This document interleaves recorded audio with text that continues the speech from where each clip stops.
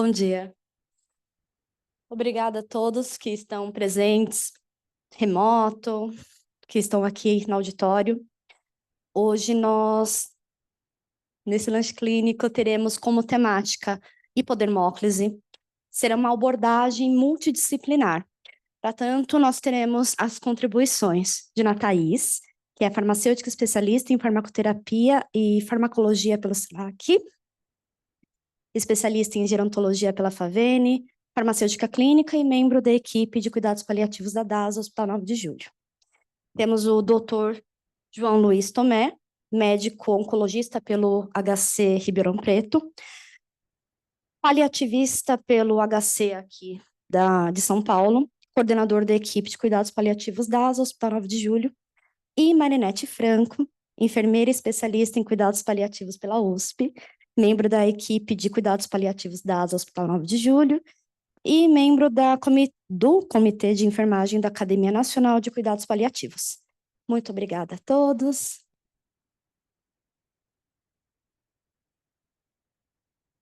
Bom dia a todos. Então, antes de mais nada, queria agradecer a equipe da farmácia pelo convite, da gente poder participar do lanche clínico de vocês, é uma honra. Um tema super importante para nós dos cuidados paliativos, para o pessoal da enfermagem, para o pessoal da farmácia. Então, são 3 profissões aí que trabalham juntas para poder dar o melhor conforto possível para os nossos pacientes, garantir o controle de sintomas sem um acesso tão invasivo. Então, a primeira coisa que eu queria perguntar para vocês é: quantos de vocês sabem ou já ouviram falar em hipodermóclise? Uma plateia viciada, vamos dizer assim, né? O que é muito bom, que é positivo, porque isso não é a realidade do nosso país e, na verdade, nem do mundo.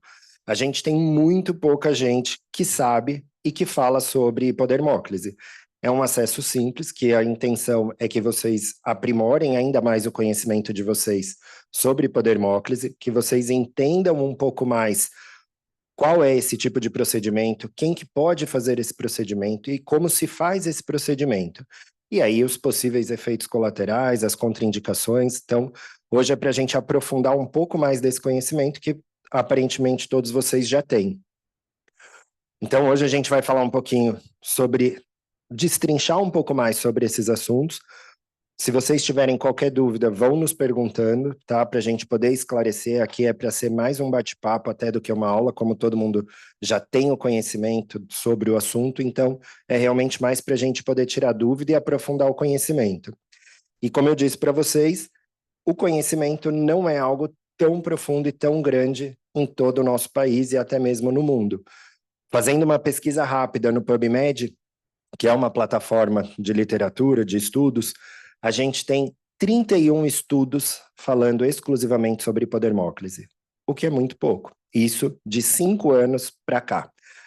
Essa técnica, depois a Marinete vai falar um pouquinho da história para vocês, mas é algo já muito mais antigo e que até hoje não tem uma difusão tão grande. O porquê? Muito provavelmente por desconhecimento. Não é dificuldade de técnica, não é contraindicação, mas sim uma dificuldade de conhecer e de difusão desse conhecimento. Então, a intenção aqui de ter vocês conosco é para a gente poder difundir isso ainda mais e ser uma prática que a gente consiga fazer mais vezes aqui no nosso serviço. Vou passar para a Marinete para explicar a história para vocês e a parte mais técnica também. Obrigada. Agradeço o convite também. Uma honra fazer parte desse lanche clínico e falar de um assunto tão importante e tão relevante para a equipe de enfermagem, né? Então, falando um pouquinho sobre a história da hipodermóclise, ela é muito mais antiga até mesmo do que o acesso venoso. Se pegarmos os documentos, os manuais, os guias, tá lá os primeiros usos ali em torno de meados de 1300. Né? Ela foi mais difundida na epidemia da cólera que teve na Índia em 1827 e depois essa epidemia chegou até a Europa. Então, em 1832, ela também foi bastante difundida na Europa e nos Estados Unidos.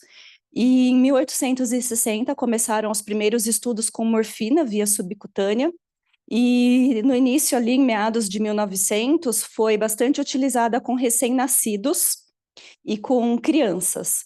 E na década de 40 e de 50, a técnica foi abandonada por conta de iatrogenias que foram realizadas com esse acesso e também por conta, principalmente, do avanço tecnológico, porque foi nessa década que a gente teve ali um boom de novidades em relação a acessos e em relação a antibióticos, né?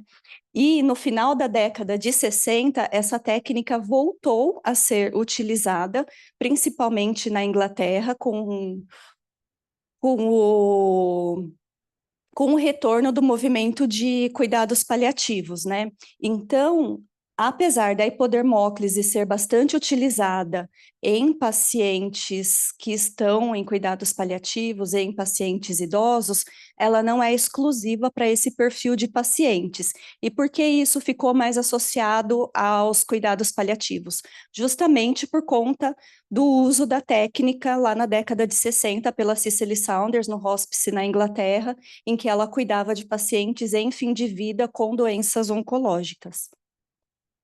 Então, o conceito de hipodermóclise, qual que é? Ele é bem simples, né? É simplesmente a administração de medicamentos e de fluidos no tecido subcutâneo. É simples, é só isso, é bem básico. Qual que é a grande... o que gerou grande confusão lá no início do século, é porque nem tudo pode ser administrado via subcutâneo, porque nem tudo é compatível com o nosso tecido subcutâneo. Então, esses medicamentos, eles são introduzidos por debaixo da pele, né, que é a nossa camada um pouco mais profunda, né, o tecido subcutâneo, e ele vai sendo absorvido por difusão, ele vai chegando até os vasos sanguíneos e a circulação linfática, e daí ele corre todo o corpo, como se fosse um medicamento que tivesse sido administrado ou via oral, ou via endovenosa, ou via intramuscular. Então, é uma técnica muito eficiente e muito eficaz, ela funciona mesmo. Então, quais são as indicações da hipodermóclise, né? Opa! A primeira delas é a impossibilidade da pessoa tomar os medicamentos via oral, porque a gente sabe que a via oral é a primeira via de escolha para administração de medicamentos. Claro, depende muito do estado do paciente. Então, se o paciente também tiver com náusea, vômito, e se ele tiver com alguma disfagia e não conseguir deglutir esses medicamentos, também é uma indicação do uso da hipodermóclise, né? Pessoas que estão com alteração do nível de consciência também, que não conseguem deglutir, ou que estão num nível de consciência mais rebaixado, mais sonolento. Então, a hipodermóclise também é indicada para esse perfil. Dificuldade de acesso venoso também pode ser feita a hipodermóclise também é uma via. Fragilidade venosa ou da pele, porque isso evita que fique fazendo vários traumas mecânicos ao tentar funcionar um paciente, né? Muitos deles falam para a gente, né? Ah, eu estou indo de alta, mas nossa, eu não queria voltar, porque daí chega lá no pronto-socorro, eu sofro muito para tentar puncionar uma veia, né? Minhas veias são fracas, minhas veias são ruins. Então, a questão do trauma ali é algo que traz sofrimento para os nossos pacientes. E também, lembrando, né, que não é exclusivo para pessoas que estão sendo acompanhadas pelo serviço de cuidados paliativos. É para quem precisa, para quem tem alguma dessas indicações, desde que os medicamentos sejam compatíveis com a via subcutânea e o local, o volume, o local seja adequado, né? Eu vou falar disso um pouquinho mais para frente. Também tem algumas contraindicações, né? Então, a primeira delas é a recusa do paciente. Então, se o paciente não quer fazer o acesso à hipodermóclise, não vamos fazer, vamos respeitar a vontade dele. Mas dificilmente um paciente nega. Se a gente explica os benefícios, o porquê, como pode ser feito, se dá opção para ele ajudar na escolha do sítio, né, de inserção daquele catéter, dificilmente ele nega, mas ele pode negar, e se ele negar, nós não vamos fazer. A pessoa que está com a Anasarca, por quê? Porque ela vai ter muito líquido ali no terceiro espaço, esse medicamento não vai ser absorvido, não vai chegar até a corrente sanguínea, não vai fazer o efeito desejado. Pacientes com trombocitopenia grave, com lesão de pele, né, não pode fazer em regiões próximas a lesões de pele. E também quando precisa de uma reposição rápida de volume, né? Às vezes chega um paciente e ele tá com choque, a gente precisa colocar ali um volume muito rápido, a hipodermóclise não é uma via indicada. Por quê? Porque os medicamentos por ali, além deles demorarem um pouco mais para serem absorvidos, eles têm que ser administrados lentamente. Nós não podemos administrar rápido por esta via os medicamentos, né? E locais também com proeminências ósseas não é indicado. Aí tem as contraindicações relativas, né? Então, pacientes com caquexia. A gente tem alguns pacientes, principalmente com doenças oncológicas, né? Ou que possuem outras doenças, mas que estão numa fase final de vida e que já estão ali bem emagrecidos. A gente tem que avaliar aquele tecido subcutâneo, ver onde dá para fazer, o que é possível, mas existem casos que a gente não consegue fazer a hipodermóclise pela ausência de tecido subcutâneo. Então, cada caso tem que ser avaliado individualmente. Síndrome da veia cava superior, pacientes que têm ascite, né? Então, eu não posso fazer essa punção na região abdominal por conta daquele líquido que está ali. E geralmente, um paciente que tem ascite, na maioria das vezes, eles também têm edema nos membros inferiores, né? Então, se a gente já vê uma pessoa ali com um abdômen ascítico, aí você vai olhar a segunda opção de punção, que são as coxas, né? A perna, aí você já avalia que talvez tenha edema, né? Tenha Anasarca, então áreas com muito edema a gente não pode fazer. Circulação linfática comprometida, e proximidades de articulações. Então, tudo tem que ser avaliado conforme o caso do paciente, né?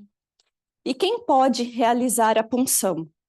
Pelo Corém, né? Acho que um dos primeiros que fez uma publicação referente a quem pode e quem não pode foi o Corém São Paulo, e hoje a gente tem o Corém da Bahia, o Corém de Minas, também tem de Santa Catarina, do Rio Grande do Sul, do Paraná, que fala, todos eles, todas as resoluções falam, quem pode funcionar? Enfermeiro, auxiliar e técnico de enfermagem. Por quê? Porque o Corém considera que esse é um procedimento de baixo risco, que é um procedimento não invasivo, que é bem tranquilo. Só que todos os pareceres falam que quem tem que funcionar, que os técnicos, auxiliares e os enfermeiros podem funcionar, desde que tenham treinamento e isso esteja definido em protocolo institucional. Como que acontece na maioria das instituições, inclusive aqui. O enfermeiro é responsável pela punção e o técnico e auxiliar é responsável por auxiliar na punção,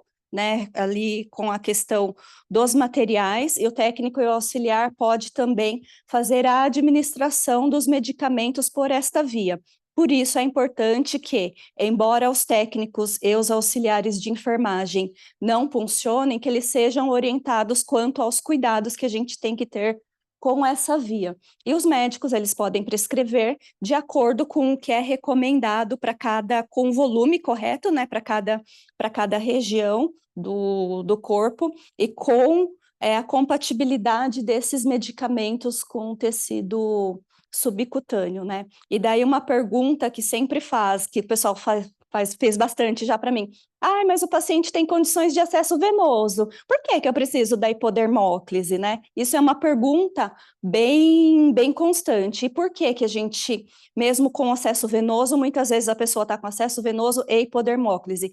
Por conta da absorção dos medicamentos. Um exemplo é a morfina, né? A nossa equipe já foi, não aqui, né, na outra instituição, a gente era muito chamado para avaliar pacientes com dor. E daí a gente chegava lá, a gente via que estava com morfina de 4 em 4 na via endovenosa.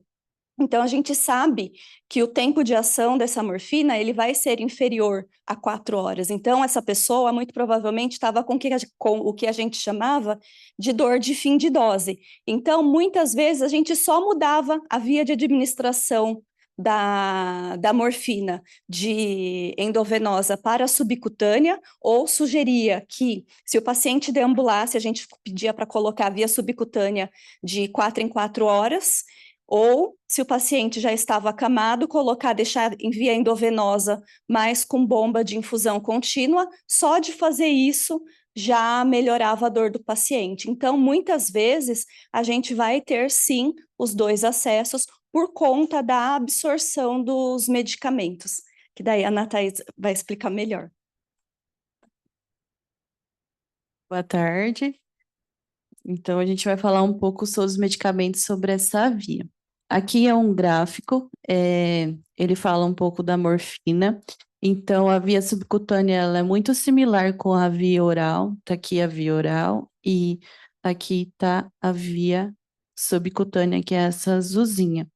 Então, o que a Marinette colocou muito bem, é uma via que a administração dela, quando é executada, esses medicamentos, ele tem absorção um pouco mais lenta. Então, igual a Marinette falou, não dá para a gente, em uma urgência, administrar medicamento por essa via, esperando que aconteça rápido, porque não vai acontecer, tá bom? Passa lá. Aqui é como que funciona quando o medicamento entra na pele. Então, a gente tem o meio extracelular, a membrana e o intracelular. Um dos pontos super importantes na via hiperdemóclise é a questão do pH. Eu não posso colocar qualquer medicamento por essa via. Por quê? Se eu não prestar atenção nesse pH, eu posso causar uma lesão nessa pele. Então, o que acontece? O medicamento ele vai entrar, passar por essas barreiras e funciona assim. A célula, ela tem como posso dizer, uma competição. Então, quanto menos carga tiver, melhor será essa absorção. Vou passar aqui. Aqui é a escala de pH. Então, quanto um pouco mais ácido ou um pouco mais perto do neutro esse medicamento for, melhor a célula vai entender que ele vai ser absorvido. Então, essa passagem vai ser facilitada, tá? Existem algumas exceções referente a alguns medicamentos, que eles são um pouco mais alcalinos, que eles ficam aqui perto desse pH entre 10, 12.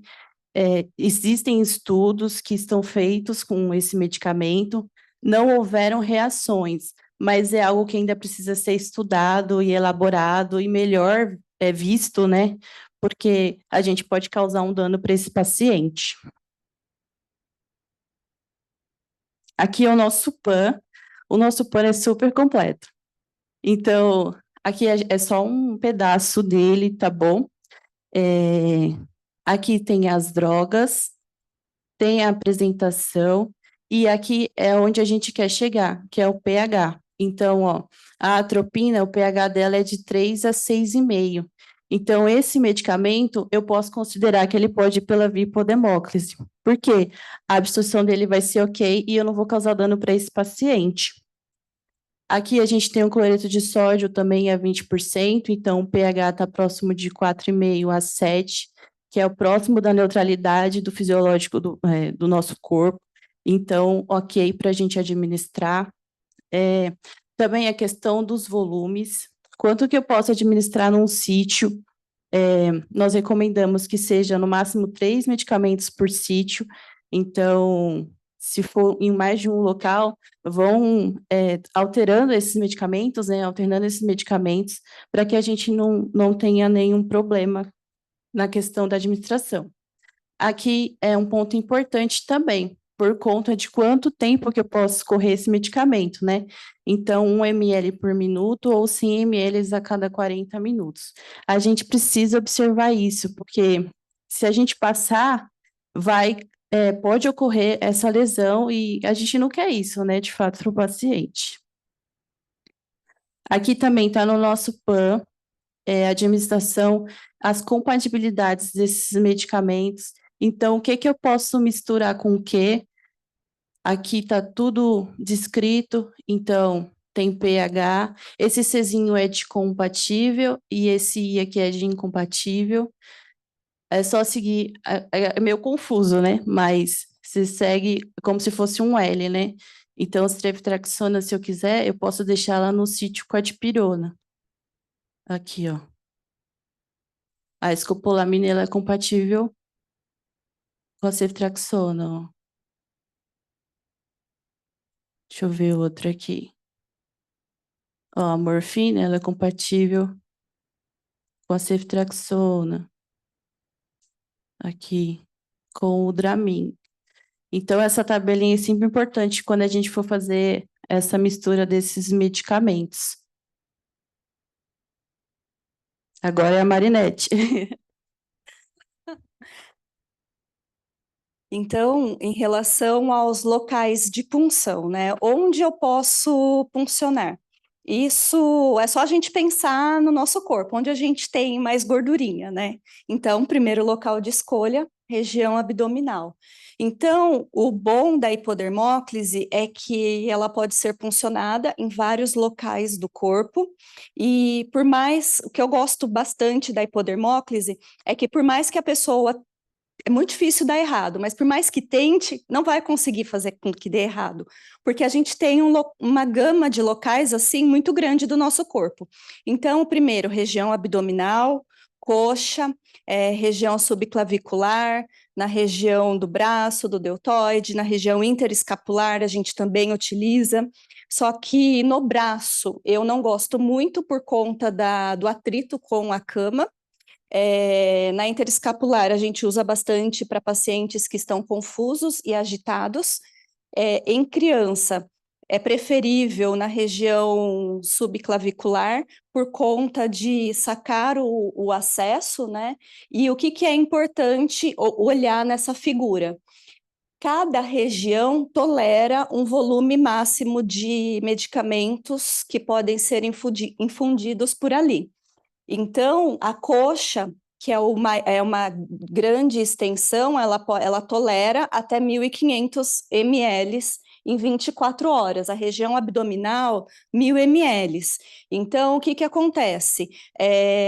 O primeiro local de escolha, por este motivo, vai ser sempre as regiões onde tolera um maior volume e também onde a gente tem mais gordura, né? Na coxa, por exemplo, ele fala aqui assim na parte anterolateral. Então, a gente pega a coxa do paciente, divide em 3, e aí a gente vai pegar ali e fazer a punção na parte do terço médio da coxa. Então, o abdômen é sempre o primeiro local de escolha, embora na figura aqui a gente observa que ele fala que pode ser feito até aqui assim no flanco. Eu particularmente não gosto muito de puncionar nessa região, eu prefiro mais na região próxima à prega umbilical mesmo, porque na questão do flanco pode acontecer da gente perfurar tecidos que não gostaríamos, e também na questão da mudança de decúbito, incomoda um pouco quando fica muito na lateral. O segundo local de escolha é a coxa.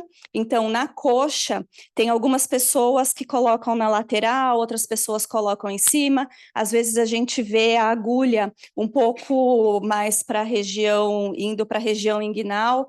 Tá tudo bem, pode ser feito dessa maneira. Só que o que eu prefiro, depois eu vou mostrar a próxima figura, é que na coxa a gente tem que tomar cuidado também com a mudança de decúbito. E é fundamental que os técnicos observem se tem hipodermóclise no abdômen ou na coxa, porque na hora que vai mudar esse paciente de decúbito, perde o acesso, porque é muito fácil perder esse acesso, né? Então, a gente sempre tem que olhar a tolerância de volume de cada região e a gente tem que preservar o conforto, mobilidade e independência do paciente. Então, a gente vê, para que lado que ele gosta mais de dormir. Então, se a pessoa dorme mais para o lado esquerdo, eu vou dar preferência para funcionar pelo lado direito, e vice-versa, ou até mesmo a gente pode pedir para o paciente escolher, caso ele tenha nível de consciência para isso.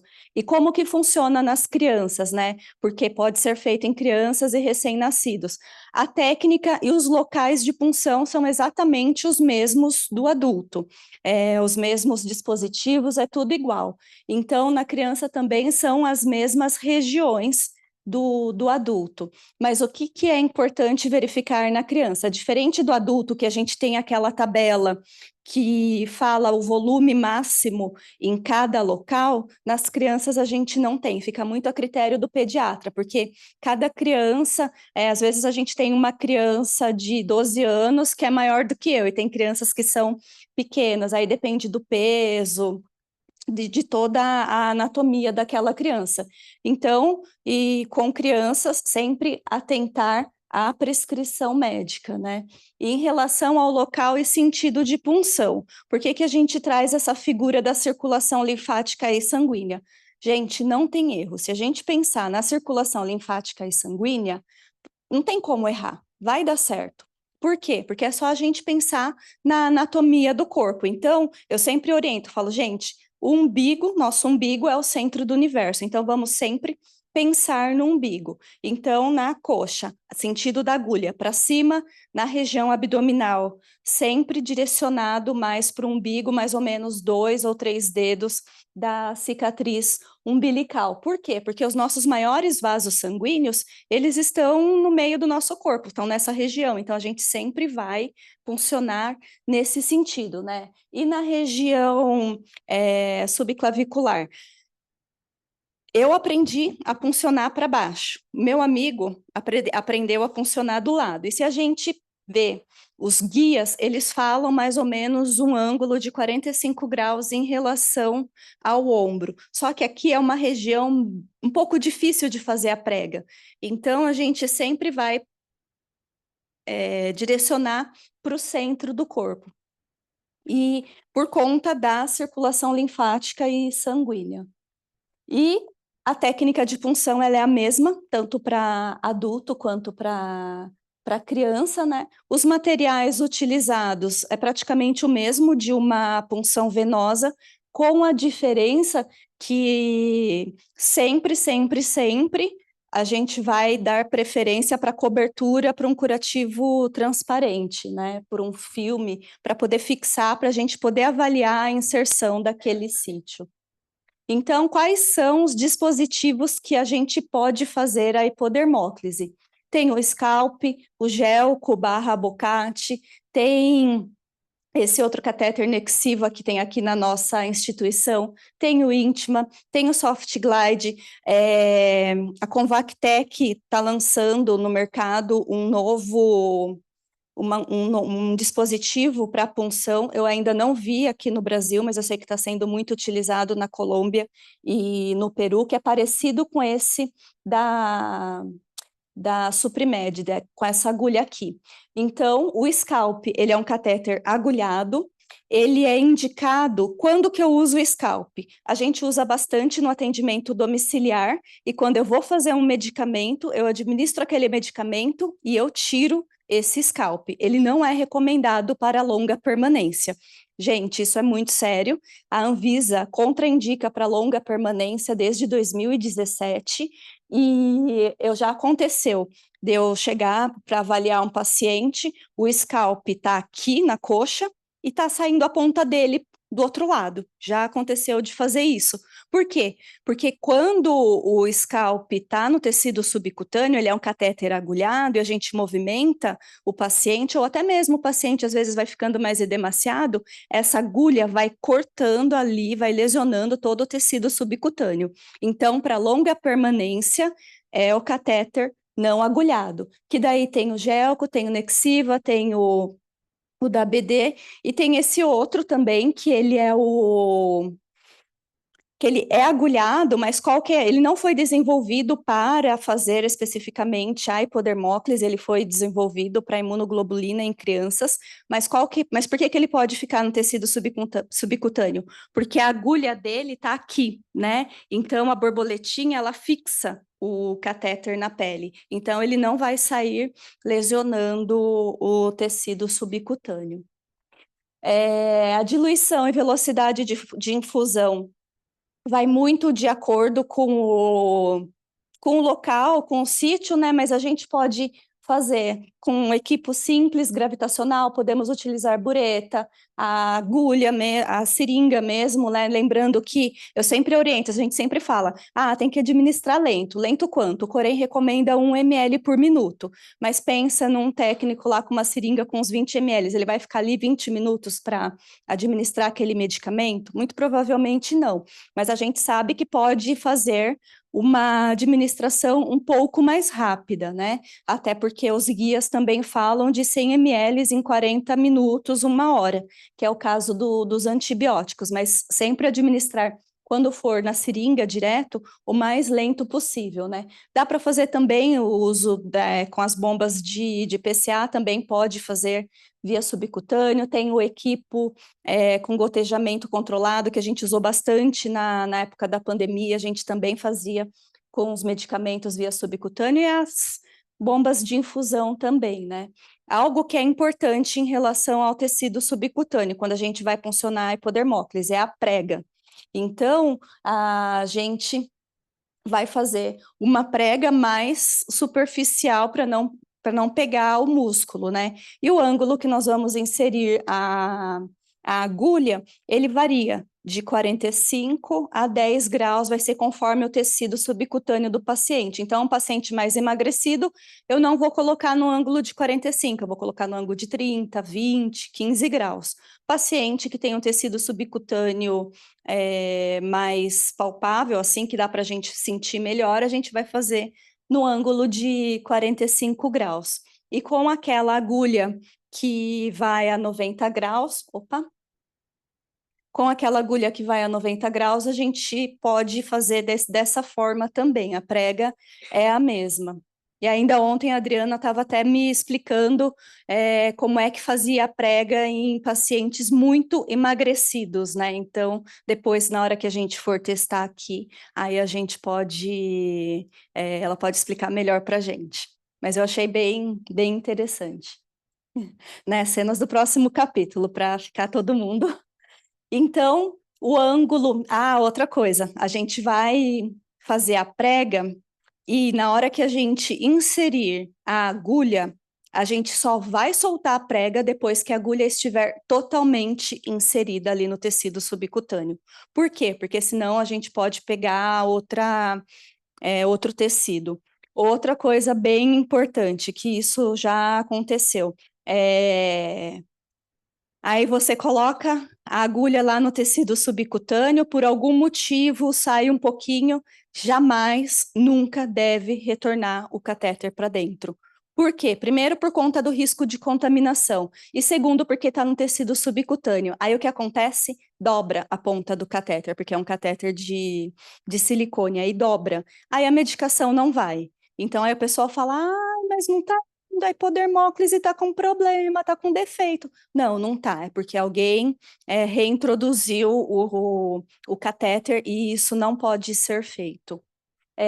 Então, outra coisa também, assim que a gente introduzir o catéter, a gente, depois que soltou a prega, a gente vai conectar uma seringa de 10 ml com soro, a gente vai aspirar para ver se não pegou nenhum vaso sanguíneo. E nós vamos infundir uns 2 ou 3 ml de soro, só para ver se não tem nenhuma resistência, se está tudo bem, e vamos fixar aquele catéter como se fosse uma fixação simples, como se fosse de uma punção venosa.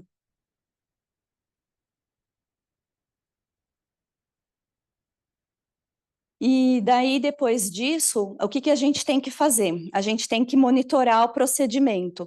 Todo plantão tem que ser avaliado, porque quando começa a dar problema, não dá problema de uma hora para outra. Geralmente, quando dá problema é porque alguém não avaliou ali, né? Então, nas primeiras 4 horas, é esperado que fique irritado, é esperado que fique com edema, é esperado que a pessoa sinta dor, é esperado hiperemia. Quando a gente vai administrar medicamentos a primeira vez, também é esperado que isso acontece. Com o tempo, isso vai sendo absorvido, o que não pode permanecer desta forma. Então, se até 4 horas não passaram esses sinais, aí tem que retirar a hipodermóclise e colocar funcionar em outro sítio. Então, a gente tem que estar sempre observando endurecimento, hematoma, necrose do tecido, e caso não absorva aquele soroma, a gente tem que trocar o sítio, né? E daí, o que fazer em caso de efeitos adversos, né? Para cada problema tem uma solução, né? E também, em caso de efeitos adversos, a gente tem que notificar aqui no sistema de notificações para que o pessoal do gerenciamento de risco tenha ali o controle disso tudo, né? Então, se está com edema, calor, rubor, a gente retira o acesso e funciona em outro local. Pode aparecer celulite, aí a gente aplica compressa fria.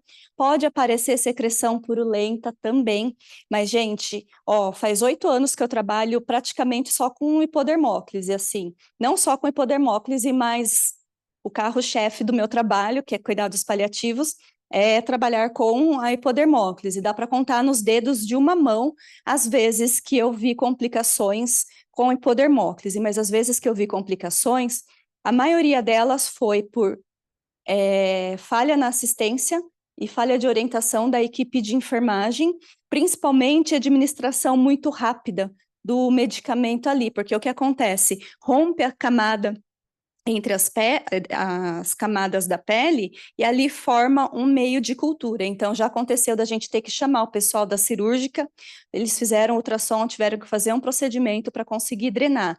Além disso, entra com antibiótico para o paciente, porque aquilo ali causa uma inflamação. Então, algo que era para ser bom, não foi tão bom, mas totalmente evitável, né? E quando a gente pode observar também a questão do aparecimento de endurecimento, né, da pele, porque é bem comum conforme vai passando os dias, e principalmente para os pacientes que estão mais em fim de vida, né? Pode ter hematoma, pode acontecer até mesmo de acontecer necrose. E aqui uns exemplos, né, de abscesso, pode acontecer úlcera por pressão, aqui o hematoma, aqui edema, aqui também é endurecimento, e aqui, ó, dá para ver até a marca de como estava o catéter, né? Então, alguns cuidados essenciais. Fazer rodízio dos sítios de punção. Tem medicamentos que são de punção exclusiva, que não pode misturar com outros, né? Então, isso a gente tem que estar atento. Observar sinais flogísticos, avaliar todo o plantão. Quando o paciente tem medicação em bomba de infusão contínua, ou está com uma morfina ali em 24 horas, ou até mesmo uma hidratação, aí a gente coloca 2 sítios, um para infusão contínua e o outro para as outras medicações, observando sempre, atentando para não administrar mais que 3 medicamentos por vez, e entre um medicamento e outro sempre colocar soro, e o limite máximo é de 3.000 ml por dia, em 24 horas, nos diferentes sítios. Claro, avaliando o paciente. E parece que é óbvio isso que eu vou falar agora, mas antes de administrar os medicamentos, sempre fazer a asepsia do local. Porque o pessoal fala, tá por debaixo da pele, não, vai rapidinho, né? Acaba não tendo todo o cuidado. mas sim, pode ocasionar danos e sempre depois de administrar os medicamentos, sempre salinizar o acesso. Por quê? Principalmente em cuidados paliativos, a gente trabalha com doses muito pequenas, às vezes é 0,1 ml. Então, a gente precisa colocar um soro ali para empurrar aquela medicação para debaixo da pele. Então, as nossas referências, a principal delas é o nosso protocolo. Recomendo fortemente a leitura, o protocolo tá muito bom. E tudo isso que nós falamos aqui está disponível na intranet. Então, se alguém tiver alguma dúvida, sempre olhe no protocolo e sempre pergunte para alguém. E outras referências são essas, né, que também recomendo fortemente. Esses manuais estão aí amplamente difundidos pela internet, fácil leitura, rápido. E é isso, gente. Nós estamos agora para retirar dúvidas e quem quiser, a gente pode testar aqui uma função. É isso, muito obrigada.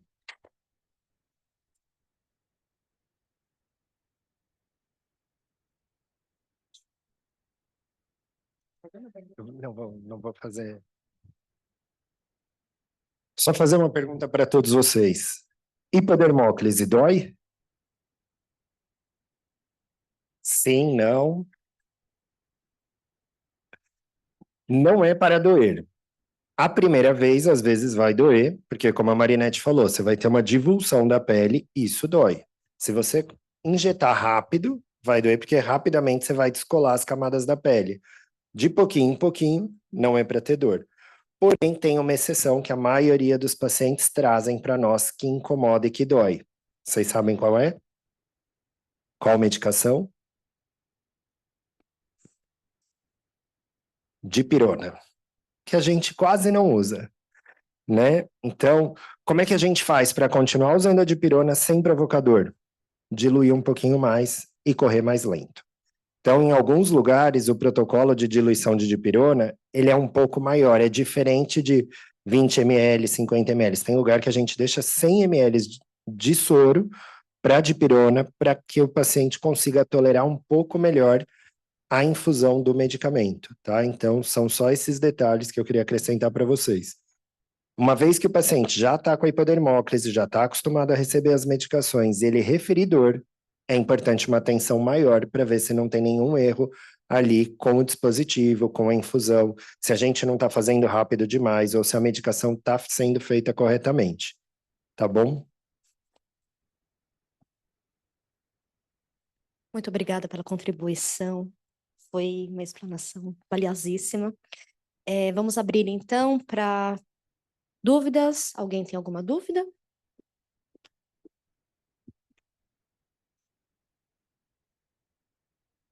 Então, Larissa, farmacêutica, tudo bem? Referente à administração do medicamento, eu vi que você colocou como relativo a administração e dissecção de glândulas. Por exemplo, o paciente com CA de mama geralmente pode fazer esvaziamento de axilas ou até mesmo de clavicular. Então, quando você fala contraindicação, é naquela região ou que não pode mesmo fazer? É naquela próxima região. Uhum. Então, no caso, então não vai poder fazer na região tanto clavicular ou próximo ao antebraço. Então, o resto Sim, pode fazer administração normalmente. Isso, pode fazer do outro lado, mas não daquele lado. Tá bom, obrigada. Pode ser completa ou parcial. Sim. Uhum. Então, se for completa, não tem como. Se for parcial, ainda com uma drenagem. O que eu estava falando é com relação à dissecção linfonodal, ela pode ser completa ou parcial. Se for uma dissecção completa, aí realmente a gente não pode fazer, é uma contraindicação absoluta. Se for uma ressecção parcial, ela se torna uma contraindicação relativa. Mas é sempre importante ver isso. E mais? Mais alguém? Bom dia. Atualmente, né, na unidade aqui, eu estou trabalhando com a população pediátrica e uma das principais dificuldades que a gente tem, né, é essa dificuldade de acesso. Agora, eu sei que você falou em questão de volume, o que utilizar. eu queria ver assim mais de fila e clínico, já que vocês têm mais experiência nessa área que a gente, porque acho que a Letícia está até aqui, ela conhece um pouco da dificuldade que a gente tem no dia a dia. Tanto de questões de acesso e fazer de volume. Qual que seria o sítio, assim, que eu consigo ter uma maior capacidade de volume para o paciente pediátrico ali? Que eu tenho, como você falou, uma criança de 12 anos, mas às vezes eu tenho uma criança de 8 meses que é desse tamanho. Então, como que eu posso fazer isso? Se a Letícia também quiser complementar. Bom dia, boa tarde.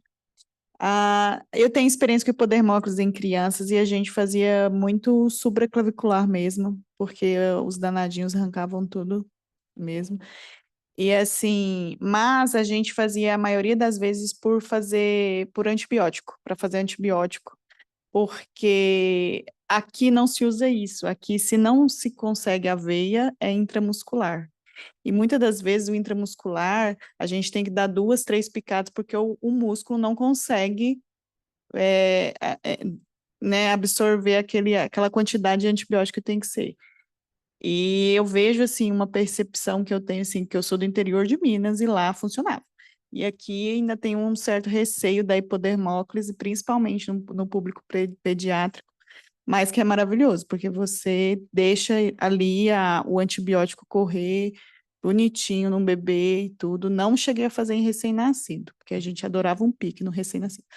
Mas na criança funcionava super bem. E eu queria realmente ver isso aqui no 9 de julho, porque eu acredito que tem um receio maior pelas complicações que podem trazer. Mas estamos caminhando, né? Esse lanche clínico é para isso também. Como que é seu nome? Letícia, muito obrigada pela contribuição e que bom que você já tem essa experiência e já viu que funciona e que é uma via eficaz. Então, em relação aos medicamentos, são os mesmos medicamentos dos adultos, a compatibilidade é a mesma. O que vai mudar é o volume, né? Que para cada criança é um cálculo diferente. Então, eu acho que o pessoal da pediatria, né, acho que você estando aqui, seria algo para pensar e para sugerir. Porque pensa, se para a gente que é adulto levar uma picada intramuscular já é desagradável, imagina para uma criança levar 3. E, gente, picada, injeção intramuscular dói, né? Ainda mais antibiótico. Então, acho que é algo que traria muitos benefícios se fosse implantado. Então, acho que vale a pena difundir cada vez mais.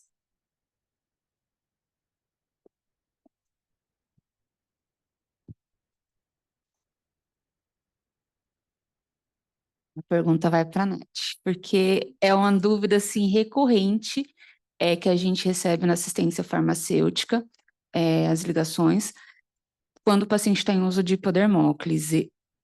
Pode diluir os medicamentos que vai por hipodermóclise ou não pode?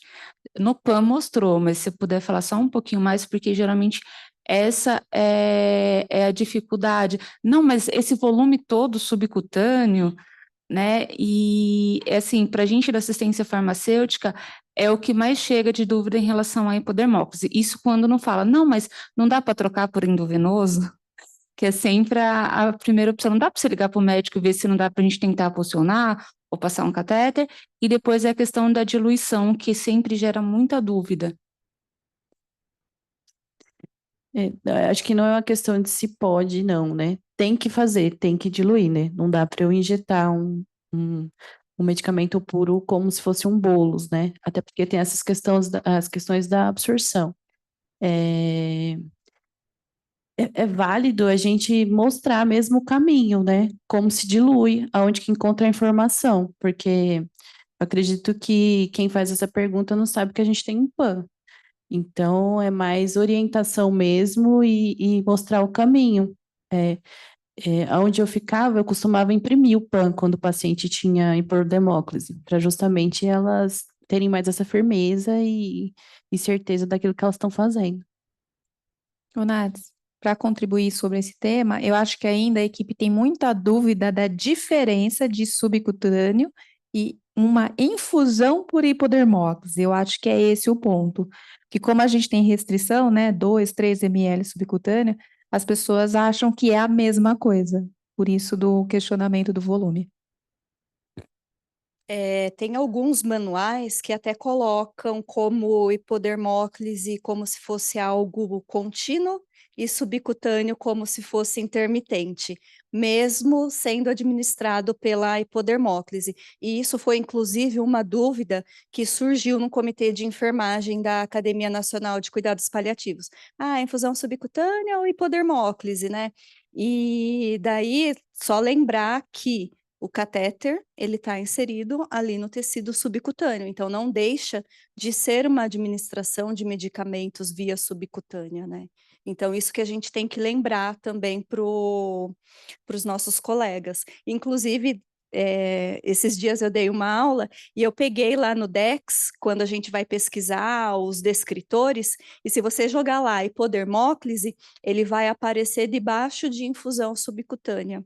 Eu ia até colocar a foto aqui, eu acabei esquecendo, mas ele aparece bem debaixo de infusão subcutânea. Então, pode sim, a gente tem que lembrar os nossos colegas que a hipodermólise ela está no tecido subcutâneo e que é a mesma coisa, assim, né? Tipo, o que muda é que ali vai ficar de longa permanência. Só lembrar também, veia, venóclise, hipoderme, hipodermólise, daí que vem o nome, né? Ô, Nath, eu tenho uma dúvida. Eu me chamo Maicon, sou farmacêutico da UTI. E a gente tem alguma lista de enfermeiros que são especialistas em hipodermólise aqui no hospital? Porque às vezes algum enfermeiro não tenha tanta prática, né, com a técnica, e eu queria saber se a gente pode acionar. Nós A possuímos gente tem sim. Até a gente estava conversando ontem, né, para montar a aula, e a Thalita que estava aqui, ela tem essa lista. Então, se tiver no andar, pode recorrer a esses enfermeiros habilitados.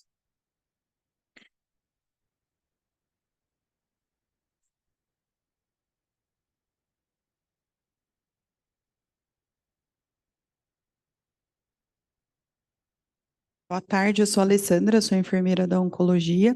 Inclusive, para o colega que perguntou, as enfermeiras da oncologia, especificamente, a unidade de oncologia clínica A7, A8, as meninas da oncoemato, a gente tem os enfermeiros habilitados, pelo menos eu diria que 90% são habilitadas. Então, se vocês precisarem de ajuda, liga lá, que sempre tem gente, eu estou sempre aqui, estou todo dia aqui. Talvez das meninas da oncoemato não, né? A gente não tem tanto essa prática, né? As meninas da geriatria também. A Evelyn agora está conosco. Agora, exato. Então, acho que assim, é um recurso para vocês já de cara, assim, estamos aqui, né? Os enfermeiros 3 também. Então, eu acho que eu, como enfermeira oncologista paliativista, estou com os olhos brilhando aqui, porque é um sonho, como diz a Letícia, que a gente consiga difundir isso para que todos possam aderir mesmo, né, à hipodermólise como um recurso, porque na oncologia, principalmente, os pacientes ficam ali em cuidados paliativos, já tendo que furar e catéteres e risco de infecção. E a hipodermólise, a absorção é a mesma, então, assim, acho que realmente algo que a gente precisa ir com trabalho de formiga. Todo dia eu falo para o doutor João, trabalho de formiga, doutor, nós estamos juntos.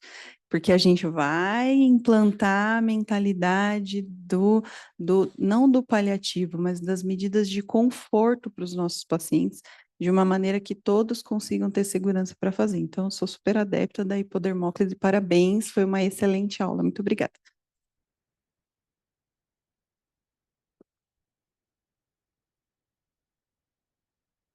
Só mais essa, por favor.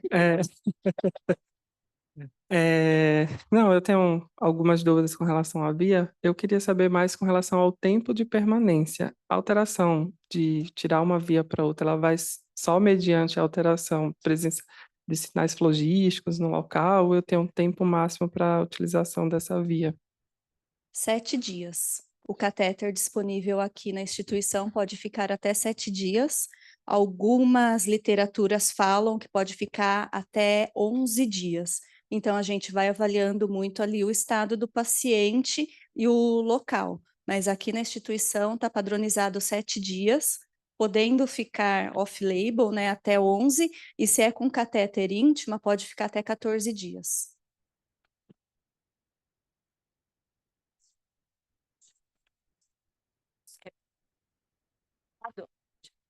Só lembrando que os dispositivos valvulados de sistema fechado, eles têm que ser trocados de acordo com o nosso protocolo, que são 96 horas, tá?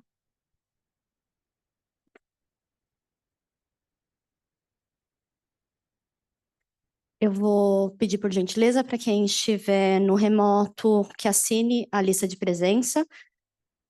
Quem não tiver assinado também a nossa está na mesinha aqui fora. Então, encerramos. Uma consideração, desculpa, gente. Uma consideração. A Thalia acabou de me mandar que a lista de profissionais habilitados fica na pasta T, emprestos assistenciais, enfermagem e terapia intravenosa. Tá? Então tem lá a lista, a relação. Mais uma vez, muito obrigada pelas contribuições e muito obrigado pelo comparecimento. Bom dia.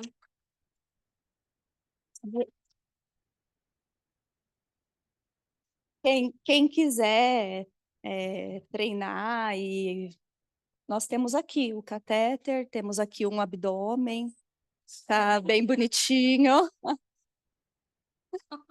Então, quem quiser, estamos disponíveis.